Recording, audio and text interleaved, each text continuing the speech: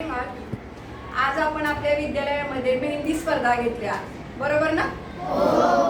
तर या मेहंदी स्पर्धा आपण का घेतल्या किंवा पतंग निर्मिती हे जे आज आपण नवीन उपक्रम घेतलेले आहेत विद्यालयामध्ये, तर त्यामागचं कारण मी तुम्हाला थोडक्यात सांगणार आहे. जसं पाहिलं तर भारताला खूप प्राचीन भारतीय संस्कृतीचा वारसा लाभलेला आपला देश आहे.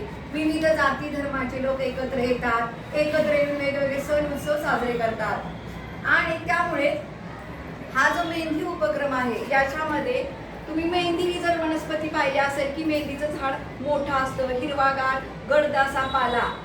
आजकाल बाजारामध्ये आपल्याला रेडीमेड मेहंदी पावडर मिळते, पण तुम्ही जर तुमच्या आजी आजोबांना किंवा आईला विचारलं तर पूर्वी मेहंदीचा झाडपाला आणून सणांच्या वेळेस तो वाटला जायचा पाटावर वंट्यावर आणि त्याच्यामध्ये काठ टाकून ती मेहंदी लावली जायची. पण आज आपण बाजारामधून मेहंदी आणतो आणि ती लावतो. पण या मेहंदी लावण्यामागचं जर तुम्ही कारण पाहिलं की कोणताही सण समारंभ असू द्यात की आपल्या भारतीय संस्कृतीमध्ये मेहंदी लावली जाते. खरं पाहिलं तर मेहंदी एक शीतलतेचं प्रतीक आहे. आजकाल आपण पाहिलं की खूप सारे ताणतणाव किंवा शरीराचे वेगवेगळे आजार, तर याच्यावर एक औषधी वनस्पती म्हणून सुद्धा मेहंदीचा उपयोग आहे. मेहंदी पायांची आग होत असेल, डोक्यावर म्हणजे आग होत असेल तर शीतलता थंडपणा देण्याचं काम ही मेहंदी करत असते आणि त्यामुळे आयुर्वेदामध्ये पाहिलं तर मेहंदीला खूप महत्त्व आहे. मेहंदी एक औषधी वनस्पती आहे.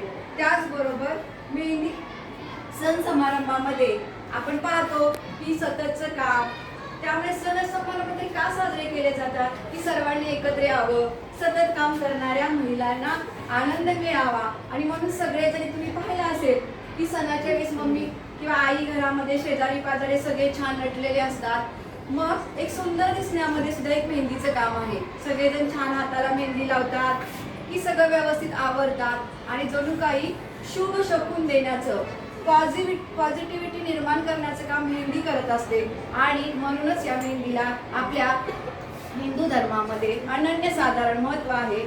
आणि म्हणून मुलांनो, आपणही त्या मेहंदी मागचं वैज्ञानिक कारण किंवा सांस्कृतिक कारण आपल्याला ऐतिहासिक वारसा या सगळ्याचा विचार करून आपण हा आपला ऐतिहासिक वारसा जपूया. तर पाहूया आजच्या मेहंदी स्पर्धा.